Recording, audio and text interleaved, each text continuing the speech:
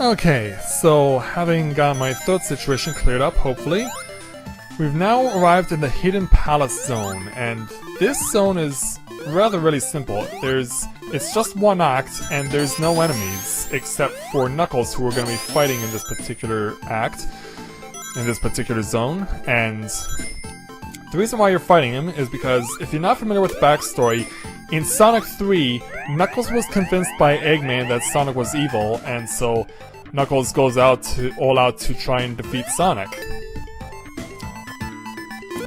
And so we're gonna fight him here, and well, I guess we're not gonna get a chance to get Super Sonic here because I've been cursed by that stupid slot machine again. So I guess I'll just have to fight Knuckles straight up.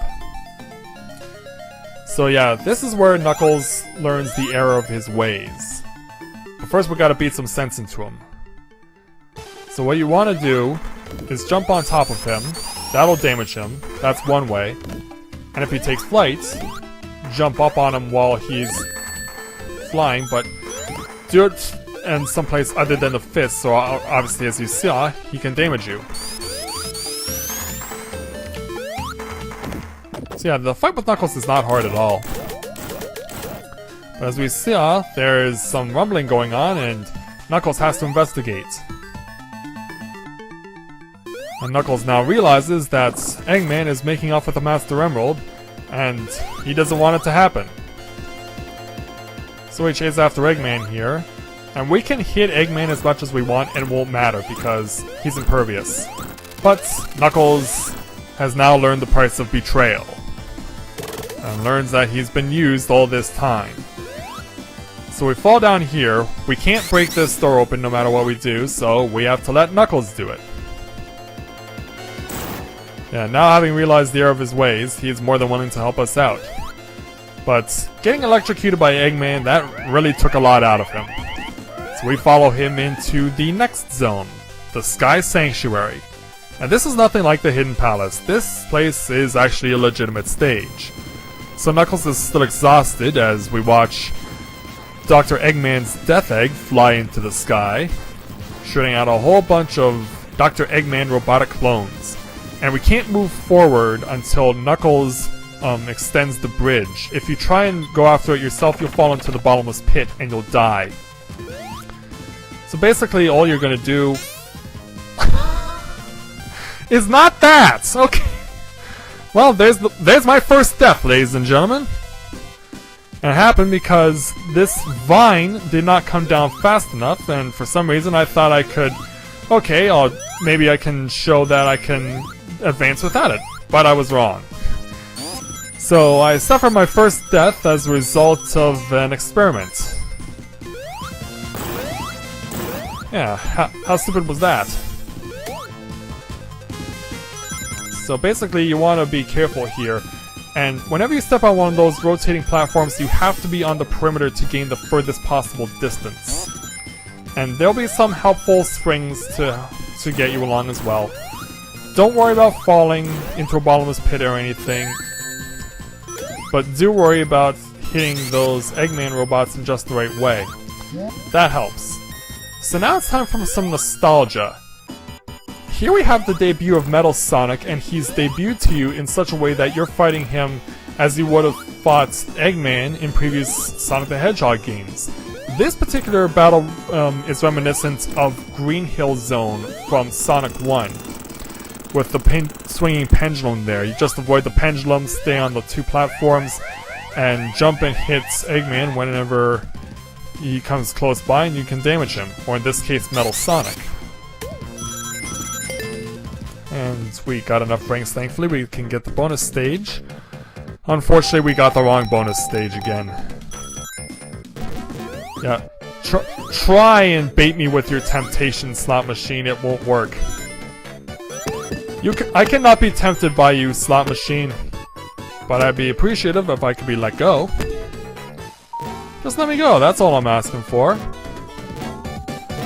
Just allow me to go on my merry little way and we'll both be happy. So let's get back to it now. This time I'm going to wait for the vine because I don't want to risk landing on those spikes. And here is the situation where you can take a split path. You can use it to get up to higher ground where you will be a lot safer. And once again, use the perimeter to your advantage. And we get a fire shield here, which is what you definitely want. More crews in the perimeter. Ow, badly timed jump. That was badly timed. But thankfully, I'll get a chance to be Supersonic here and show off the Metal Sonic being like Eggman in the Metropolis Zone in Sonic 2. Thankfully, Supersonic makes that much easier. Time for another trip to the next level.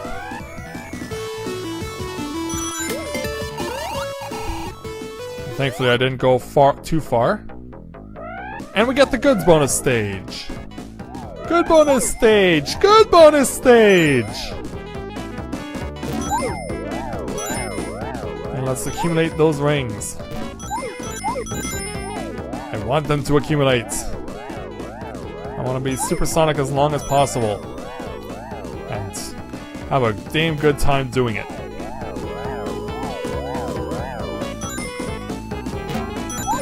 Alright, that's gonna be a 40. That's gonna be an 80. That is awesome, ladies and gentlemen. Over 200 rings to burn as Supersonic. But since I have a fire shield, I won't need to worry about using him anytime soon. So now with these rotating spike platforms, that's the only one that really helps you. The others are detrimental. Because obviously, of course, jump at them from the wrong way, and they hurt you. So now let's take a ride again. Whoa! Getting a bit cocky there. Ow.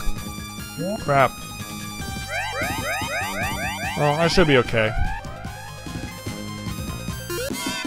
Because of course, we've got Supersonic on our side.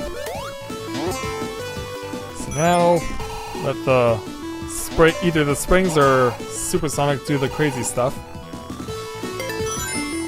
Time to go up to the last section. And this is not where we have Metal Sonic by himself. And here, Metal Sonic replicates the first boss duel from the Death Egg in Sonic 2. But of course, the way I beat him is nothing like the way you fight him in the Death Egg in Sonic 2. In that version, you have to be much more careful and bounce on Metal Sonic on his head when he's not coiled up. So having beat him successfully, the Sky Sanctuary starts to crumble. He falls to his doom. And now it becomes a mad dash. It becomes a mad dash to try and save ourselves and get up to Eggman's Death Egg before the Sanctuary crumbles underneath our feet. I mean, it's already doing so already, but if we hurry, we can be able to save ourselves. And he makes it!